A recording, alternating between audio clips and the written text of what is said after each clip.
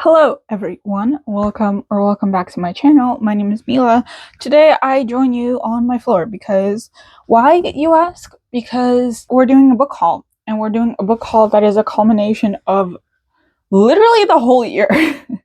I've got some books that I think did pop up in the first book haul, and I think the only book haul I have for this year.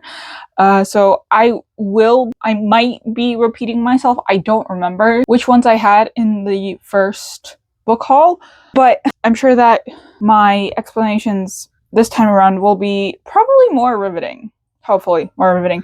As you can see, my bookshelves are a little bit of a mess. That's because I literally took like a huge chunk of my books off. I don't fully remember when I got all of these because I didn't track them as much as I tracked my book buying habits last year. So we're just gonna start at some point, and I'll explain where I got them from, sort of, I guess, and we'll go from there, so to speak. So the first book I have is Nero by Connie Golden. I saw a review of this by someone I follow on Goodreads, and I'm guessing by extension Instagram, because a lot of my Goodreads followers come from Instagram. Like, I follow them because I found them from Instagram and I clicked their Goodreads link. And if you want to follow me on Goodreads, I accept the friend request of anyone. I'm not gonna hit the max anytime soon. So we have Nero by Connie Golden, and this is following at first I'm filming a video, because I needed the space. Thank you. So this is essentially going to be a series. I think, if I understand correctly, this might be like a reprint or something like that. I have a feeling this is either a reprint or the US publisher finally bought the rights. I'm not sure because, I don't know. Apparently this guy writes a lot of the historical fiction set in ancient times. There's an eagle of Sparta or eagle of Athens, something about Athens that I was really interested in. In the end, I decided to buy this one. I'm not good with ancient Rome, which is funny, but I'm more of a Greece girly, but yeah, so I got this. Also, the cover is it's pretty. It's a pretty cover, leave me alone. I'm a sucker for pretty covers. This is The Library at Mount Char by Scott Hawkins, and I debated buying this book because I heard that this has, simply put, some weird shit that happens, and I was debating, to be honest. But the cover is freaking cool. I'm going to tell you right now. And the contents are, well, it was an interesting story. We follow this group of characters, these kids, I guess. We follow specifically Carolyn, and they live in this library, and their father is God, and then he goes missing, and they have all these I don't want to say powers, but almost powers. I don't know how to explain this, but it's a weird book. It's a very strange book. I haven't finished it. I'm kind of scared too, but it's a very strange book. It's interesting, but still quite strange. Then we have, and this might be a repeat, I'm afraid. Also, I don't remember if I got this. I might have gotten this in December 2024. I have no idea, to be honest. I don't remember. So we have Gardens of the Moon, the first Malazan book by Steve Erickson. I've been wanting to get into this for a very long time, but it has been so intimidating. My goodness, so intimidating. Please, if you have any tips on how to finally bite the bullet and start this series, I would really appreciate it. I can't even tell you what it's about. It's 10 books, and I cannot tell you what it's about. It's so difficult to explain because from what I understand, the way that it starts is in media res, which is in the middle of action, which is an interesting thing because you don't really read books. I mean, at least I don't fully read books that start in media res. So yeah, cover is sick. And he's Canadian, so there's that. If I had known that Steve Erickson was Canadian, I would have picked up the first book a long time ago. Then we have Shadow and Claw, which is 2 books in one. The series is called The Book of the New Sun. The first book, we have The Shadow of the Torturer and The Claw of the Conciliator. This is by Gene Wolfe. Epic cover. Pretty sure I got this in December as well, but there you have it. And this is something that I wanted to read to start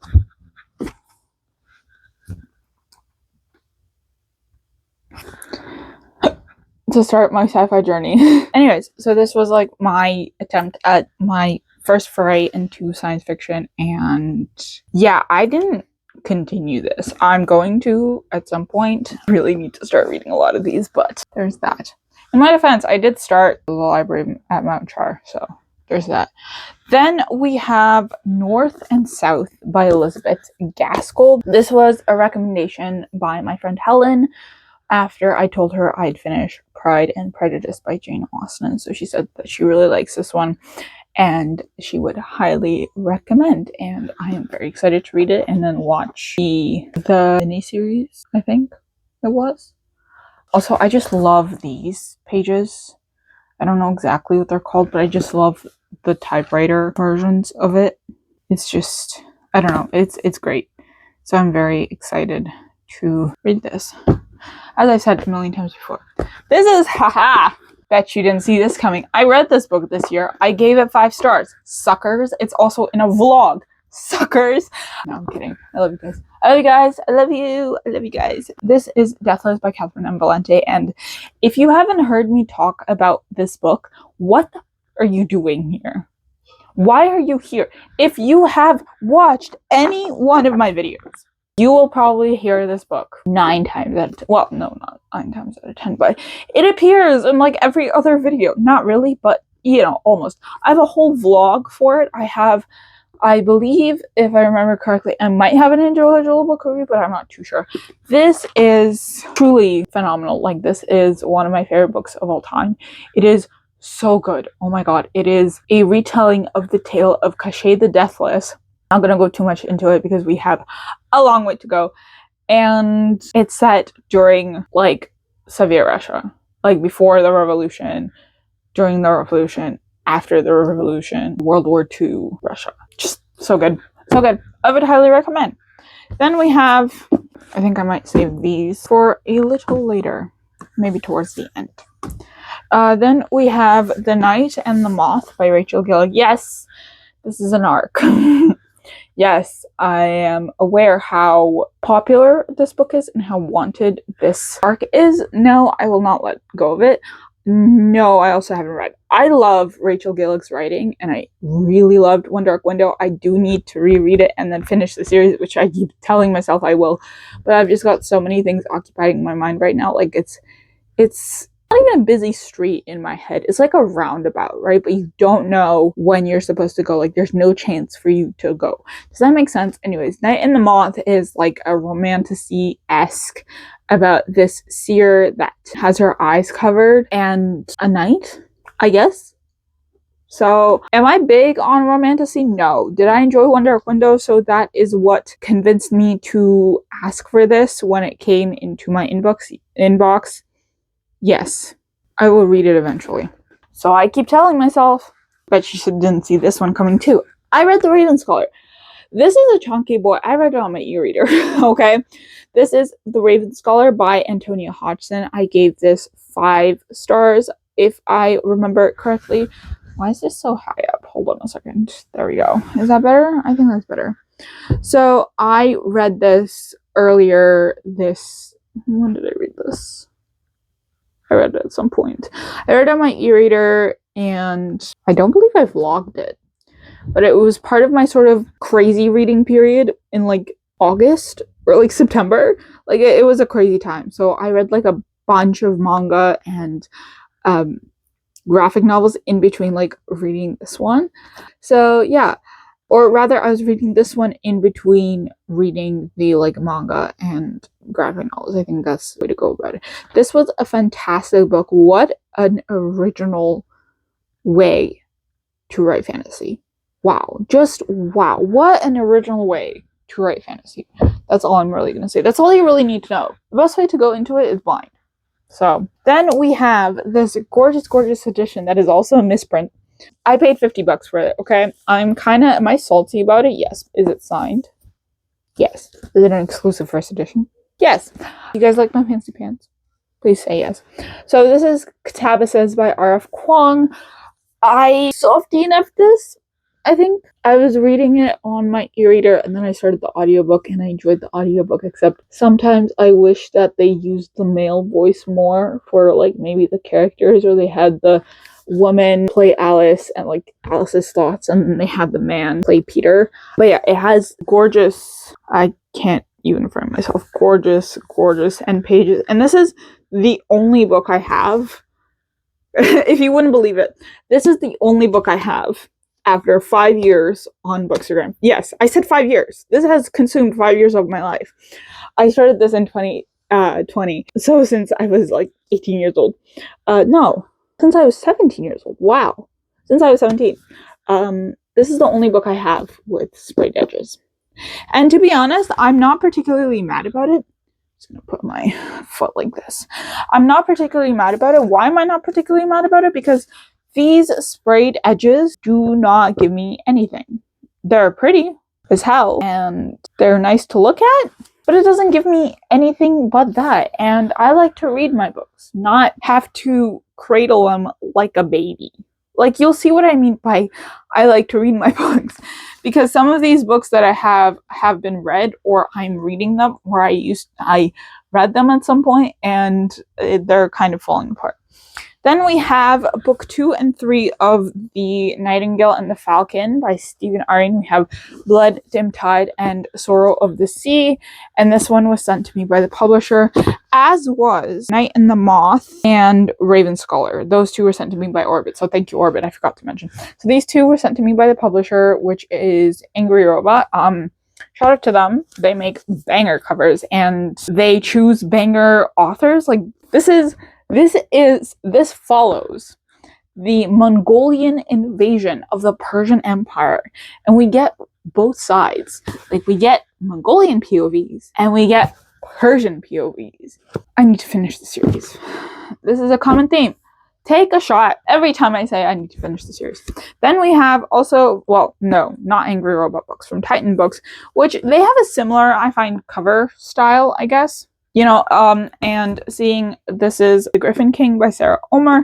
This is West Asian, Mongolian, Turkish, Central Asian, the steppes, fantasy with Pegasi. Yeah. So I believe there's an arranged marriage somewhere, I think. Yeah. Jinns, ghouls, and monsters. So I started reading this when I got the arc of it, but then the weird thing about this one was the arc was archived a month before the pub date. So I literally could not read it because I could not download it again. So, The Griffin King. Then we have a book that, actually I'm going to talk about this later.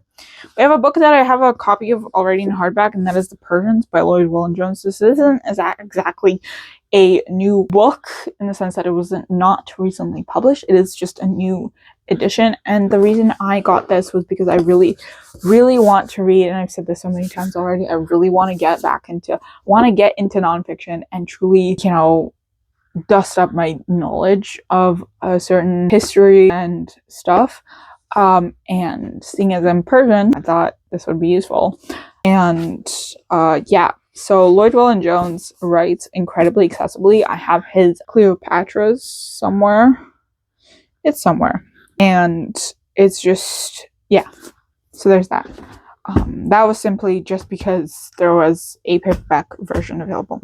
Then I have some really exciting ones. It is Reading Greek Text and Reading Greek Grammar, Vocabulary, and Exercises.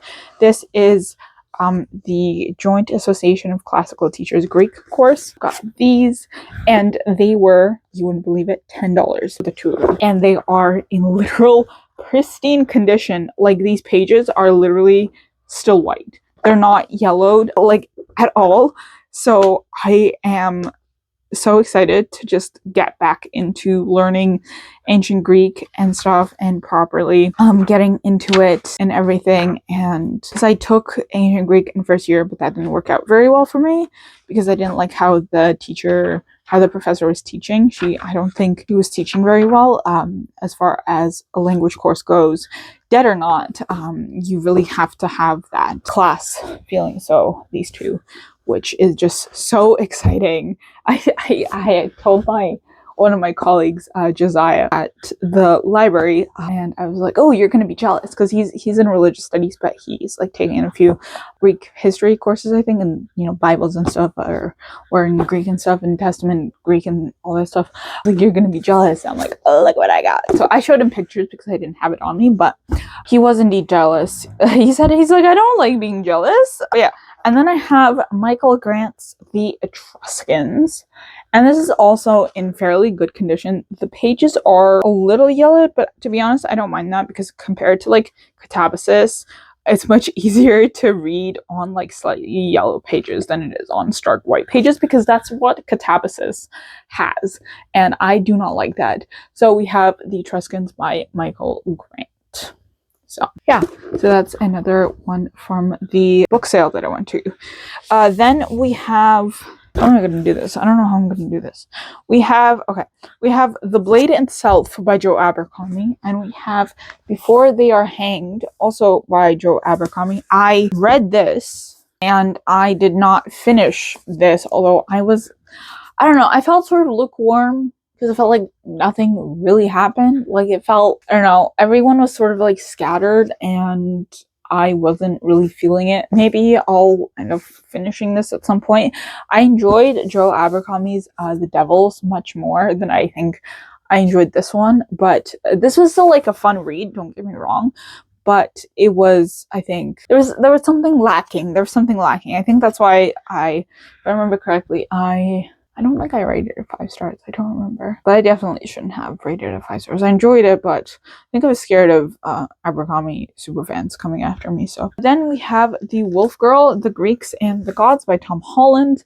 This one I did on audiobook. I also have an individual book review, and I really enjoyed this one, especially the audiobook experience. This is sort of a retelling of the Persian War, following our main character Gorgo, the Princess of Sparta, who was a real historical character. Considering this follows a real historical event, I wouldn't be surprised. But sometimes people embellish history a little bit for the purpose of entertaining people and teaching them new things in a different format. So the illustrations are really gorgeous. I thought this was such a fun book. The audiobook is fantastic. It was so immersing. It was a great distraction while I was shifting like books that were like, felt like they were 50 kilograms each. Then we have Mary Beard's The 12 Caesars. I got this at a secondhand bookstore. Oh, Reading Greek, the 2 books, and The Etruscans I got like at a secondhand. I got at the, what is it called? At the UFT book sale. I forget what it was. This one I got, oh my goodness. This one I got at a secondhand bookstore. I believe this BMV Books, or was this Seekers? I do not remember, but I got it somewhere. Hardcover, pristine condition, mind you, and very white pages. I don't think it's as obvious because I do have some orange light on it, but these are definitely very white pages. I think I might just bite the bullet and see how the paperback looks and get the paperback instead, because this is going to be difficult to carry around. And then we have, similar to the 12 Caesars, we have The Lives of the Caesars, the new Tom Holland translation. No, not Spider-Man, the historian Tom Holland.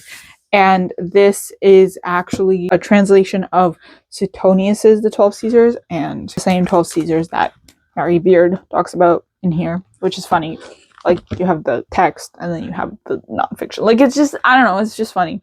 This cover slaps. I've been wanting to read this for quite a while because, again, not very good with keeping track of the Romans, but yes, that is my only flaw, to be honest. Then we have Isle of the Silver Sea.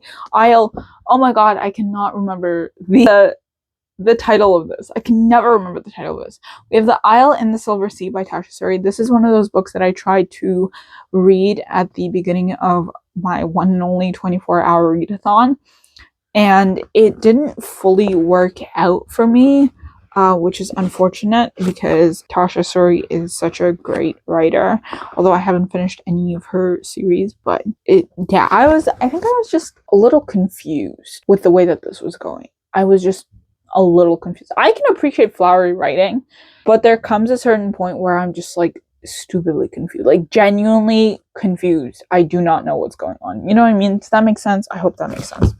Anyways, Then we have something that was sent to me by, this one sent to me by the publisher, Lives of the Caesars, I got at Seeker's Books. So shout out Patrick.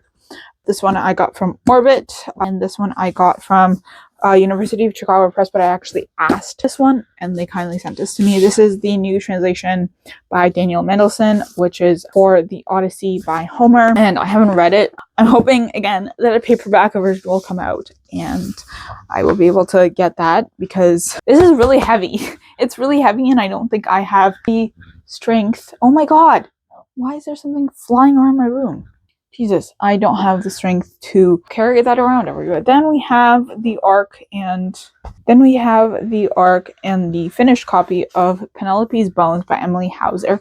So we have the arc and we have the finished copy, and I believe I also asked for this because this is also from University of Chicago Press. This is a nonfiction about the woman of Homer.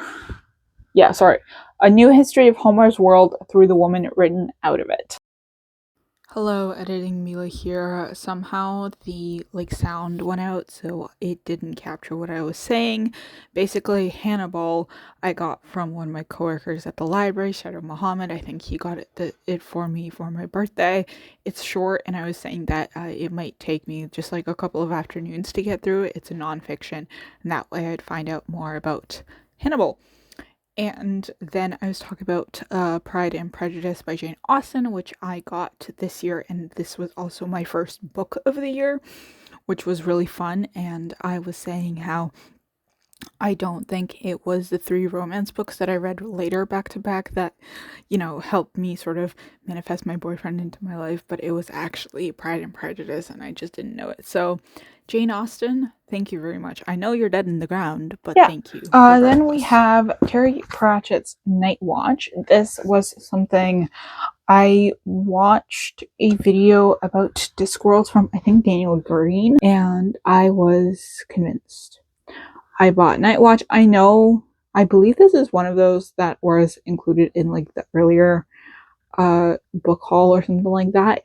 I know that this is not the first book in the Night Watch series or whatever it's called, but this was highly recommended for newbies. So listen, if a series can be read out of order and you'll still get something from it, I'll take that out of order. I'm not a stickler for it, to be honest. And these covers are kind of epic, so yeah, there's that. Then we have, and he's not gonna watch this, so we have Friedrich Nietzsche's Thus Spoke Zarathustra, and Leonardo da Vinci's Notebooks, and these are both presents from my brother in the start. He doesn't watch these. He doesn't think he really watches my videos. So I think I'll be okay to talk about it to any capacity. This I have is Fyodor Dostoevsky's The Brothers Karamazov, and I think that's it's a big boy. It's a big boy. All right, then we have Alexandre Dumas' The Three Musketeers. I have it as an Oxford Classic version, and I have this really pretty Barnes and Noble Classic edition. When I get to The Three Musketeers, I will be reading from this edition because I'm not a huge fan of this one, so plus it's just not the best quality. So yeah, this one just looks cool and it's funky and it's nice. I like the picture. It gives off, vibes. So there's that. Then we have Ruska by Edward Rutherford. I got this on audiobook at some point and I started listening to it and it was really interesting and I enjoyed the narrator, although some of the words he said, the way that he pronounced some of the words, I was like, this follows a family through or several families through 1800 years of Russian histories, and some of these families were there's characters that are, were real people and stuff, but I believe the members of the specific families in this are not necessarily real. And then we have Victor Hugo's Notre Dame de Paris. For some reason on my notebook, when I was writing out the books that I was going to take for this video, I wrote ×2, and I don't know if I actually have a second Notre Dame de Paris. I don't remember getting a second Notre Dame de Paris. I think I confused it with The Three Musketeers, which is weird. But yeah, Notre Dame de Paris is one of Victor Hugo's very famous novels, and I'm very excited to read this. This cover is not my favorite. I don't like any of the covers that have people on them. I like the covers with the cathedrals on them. But that's the me thing. Then I have, from that same secondhand book sale, that I got the Reading Ancient Greek books and the Etruscans. I got Classics in Translation, edited by Paul McKendrick and Herbert M. Howie. This is volume 1, Greek literature. I rifled through this. It has some highlights, which is always fun, but this will be fun to sort of flip through and read. So there's that. From that same book sale, I got Aphrodite's Entry into Greek Epic by Deborah Dickman Bodeker. I've never really had one of these type of books, but it just looked really interesting. And I love Miss Lady Aphrodite. So there's that. Then this is from the publisher. So thank you to Reaction Books. This is The Minoans Lost Civilizations by Ellen Adams. It's also a fairly short book, and it has, I believe, like pictures and stuff, so I think this would be a fun one to like flip through and stuff. So there's that. And then we have The Ornithologist's Field Guide to Love and The Geographer's Map to Romance, both by India Holton. I have an individual book review for these. I'm just trying to figure out if I mentioned any that were sent by the publisher. And then I have another copy of the Shahnameh by Firdausi. This is the Persian Book of Kings. I love this. I haven't read it fully, but you guys, can you just appreciate that? It's great. Yeah. I have things to say about this edition. Okay, I have things to say about this specific version, I guess. But that is not the video for it. Okay, now here are the last few books. I got the new editions of A Song of Ice and Fire, and I do not know the order, so if I get this wrong, please do not yell at me. Clash of Kings, A Storm of Swords. Okay, book 3, 4, and book 5, I believe. So I got the newer editions of A Song of Ice and Fire, aka Game of Thrones. It's mass market paperbacks, and they have like the cool newer covers. Let me just see. There we go. Just so you can see. Feast for Crows, Storm of Swords. I'm just trying to make sure that you guys can see it so it's not too dark. Clash of Kings I'm reading right now, since that's why it's a little bit battered. And A Game of Thrones. This is my favorite one. Honestly, my favorite one. It's just so cool. The landscape and the wolf and the person on it is just it's really cool. It's really cool imagery. Then I have Anna Karenina by Tolstoy in this really cool signature editions classics signature editions edition. This was bought by my cousin Dana, so shout out to her. This is one of Tolstoy's most popular books. Then I have this box set of Lord of the Rings. The reason why I'm sort of going through this portion fast is because I have a whole Lord of the Rings book, like Lord of the Rings collection video, so I don't really want to spend too much time talking about it.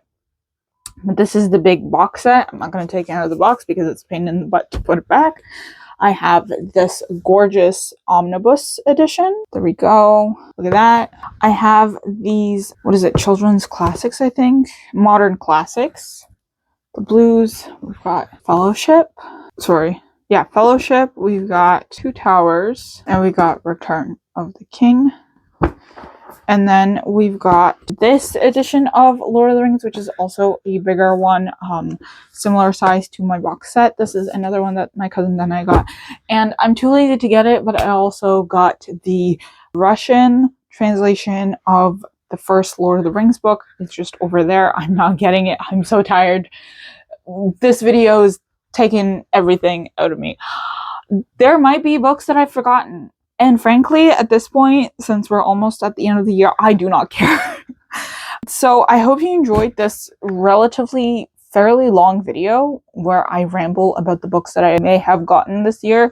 Some of these I may have gotten like end of year last year, so I don't fully remember, and I didn't really keep track of my book buying habits. A lot of these were sent to me by the publisher. Some of them I bought myself. A huge chunk of these were secondhand bookstores. I want to say 3, 4, 5, 6, 7, 8, 9, 10, maybe. I want to say like 15-ish were from secondhand bookstores. I don't know how many books there are here. Some of them were bought in indie bookstore. Others might have been bought from like Amazon. 2 of these were from Barnes & Nobles. 2 of them were from Barnes & Nobles. And the rest from, I don't know, Amazon or whatever. But yeah. I hope you enjoyed this video. I know it was long. I hope you stuck around till the end. If you did, leave a book stack emoji to show me that you actually watched the end. I'd really appreciate it. If you enjoyed this content and my chaoticness in this video, I hope you consider subscribing, consider sticking around and watching my other videos of other book hauls and the like. I hope you enjoy this video. Once again, follow me on all my socials. Everything will be linked down below. And if you have any questions, let me know in the comments and let me know your thoughts and stuff like that. And I will see you in the next one. Happy reading!